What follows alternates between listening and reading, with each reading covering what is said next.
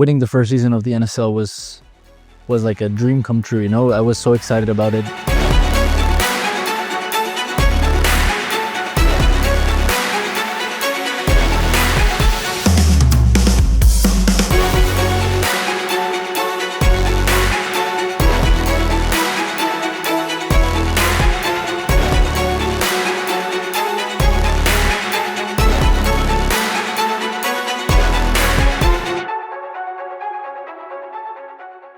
Obviously, it's very difficult to pitch something when you don't have a product yet.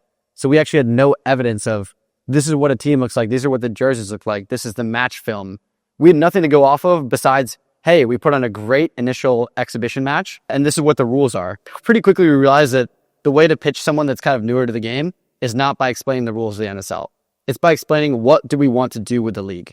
And I think one of our big pitch lines from the beginning was, we want to make squash major league. We want to make it like other major league sports in America. Something that could potentially gain value as the sport of squash grows ahead of the Olympic Games in 2028. People could really tell that we were genuine and that we were sports fans and we kind of had the ingredients that you needed, but we were aware of them. And we kind of went from there. So our pitch was pretty rough at first, but after a few phone calls, and we probably made hundreds of them, it got a little bit more refined. You know, obviously we just had a successful event in Louisville, so we were able to quickly confirm that Louisville was going to have a team. After that, obviously Chicago had come to Louisville to be part of that inaugural event. So we had 2 teams. We started with 2 teams. And then the challenge was then to get 4 more teams for that first season, the goal being to get to 6 teams. And we knew a guy down in Nashville. His name was Jonathan Dyke. And Timmy and I had played an exhibition for him. Talking to Jonathan, I mean, he kind of got it right away. He understood what we were trying to do. He was a business person, but a squash lover as well. And so kind of combining it for him was a no-brainer. And even more so, he loved the idea so much that he pitched it to his brother. He called his brother up to get involved as well. His brother ended up running a team, our 4th team, Newport, Rhode Island at St. George's High School.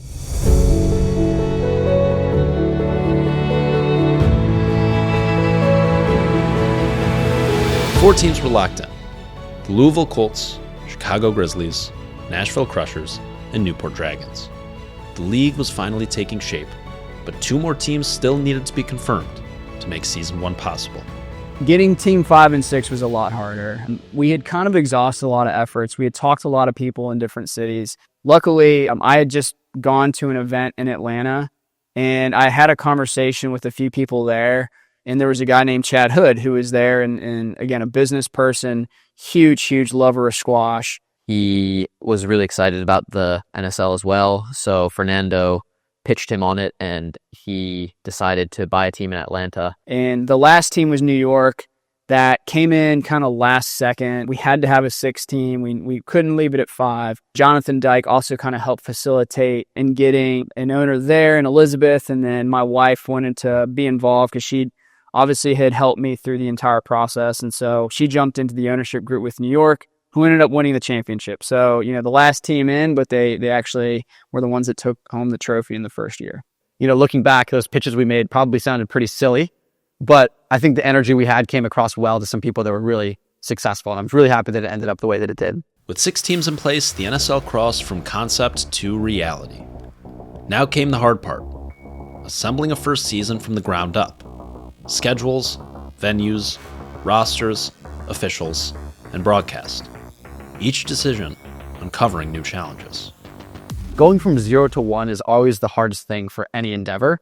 And I think that's what we were up against. We were saying, can this league actually happen? The vision for the first season was to follow a similar model that other sports leagues use, which is to start with a draft where our team owners recruit their players to their team, to have a regular season where every team plays matches against other teams in group stages or divisions, and then to have a final playoff at the end of the season. The draft at eSpaces in Nashville was actually pretty phenomenal, I thought. Dylan Cunningham and Jonathan Dyke did a lot of planning getting that space for us, and it really felt official. That was probably the first time when I walked into an event for the NSL and I was like, oh my gosh. Before the event had started, I had the goosebumps, the electricity. Everyone was there an hour beforehand, getting drinks, dinner, anticipating what was going to happen. Because we had all these players here live. You had guys like Victor Kwan and Yusuf Ibrahim below deck waiting to see if they would hear their name called for a league that we just made up. That's pretty cool. And you know that it meant something to him too. Like you could feel the anticipation in the air. So I think that night was a pretty special night for the NSL. And that's when you could really tell that the season was going to mean something. In that first season, one thing we did really well was getting the players to buy into it. And when the players came and played the matches, they were really engaged and they were really excited and they loved the scoring format, which was proof of concept that our scoring format was really exciting for players. And then we also got a lot of excitement from fans and everyone who went to watch these matches. They wanted more. Winning the first season of the NSL was like a dream come true. I was so excited about it, especially because I was very involved in the league from the moment it started. I've always been very close to Timmy and Spencer as well. I met Fernando really early as well, and I actually helped the league grow in some aspects. So I felt like I was part of it in a lot of ways. So it became a dream for me to win it. Obviously, there were lots of hiccups along the way with player injuries or availability. I think that was probably our biggest hurdle, was likely players not being available for the matches if something happened to them last minute. Like famously, we had Victor Cron get deported from the United States before his match at Louisville, that's once in a lifetime. But you have things that you never envisioned coming up, like a player getting called up to their national team or other events like that. So our thought the first season was to have 4 players on a roster. And I think we quickly realized that a roster needs to be slightly bigger to account for unforeseen circumstances. I would say another thing was the production side of these matches. Obviously, one of our other big goals of the league was to make sure we were maintaining a very high quality of production on our live stream because, again, one of our big goals is to get squash eventually on TV, and we want to prove that we could create an exciting product on our live streams. I never envisioned, and I honestly took for granted, and now I'm very, very much a fan of anytime I watch a sport, watching production. It is a very hard thing to get, especially when it's in real time. And so getting the production for pre-production, doing the matches, trying to get interviews. I mean, it's, again, what we wanted to show as entertainment. It wasn't we're not just showing a squash match. We worked with several different companies who did not know how to stream squash, and we started to teach them how to do it. But obviously it's a learning curve and it's not something that you can just do overnight. So we worked with a company that really, to say frankly, got it wrong to start off, and we got ripped off on the pricing, and so we spent a lot of resources trying to figure out what to do there. And thankfully, by the end of the first season, we found a production company that was much more technical, very easy to work with. They had a large staff that could travel to these different events around the country for a much lower cost. And so they've been great, and we are continuing to work with them.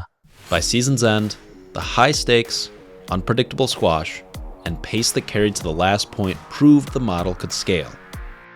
The road ended in Philadelphia with the first NSL championship. It wasn't only a title match, it was a spectacle that connected players and fans and became the blueprint for a more ambitious second season.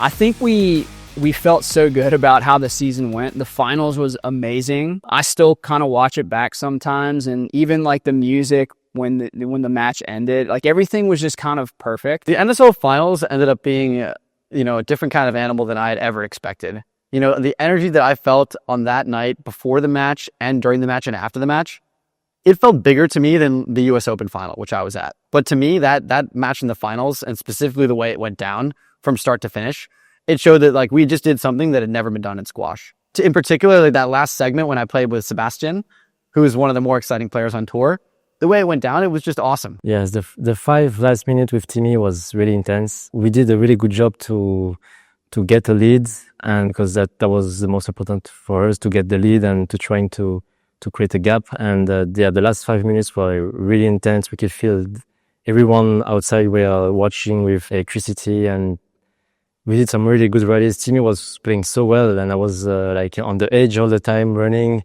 covering the courts. He was up several points. We played these mega rallies. He hit one of the best shots I think I've ever seen, where I hit a rolling Nick on the right side, basically rolling. He lays out and he plays a reverse boast to win, and the whole crowd just erupted. Like I hadn't heard a noise like that at the Spectre Center. All I could see was that incredible squash was being played. People were jumping out of their seats. Crowds were like losing it.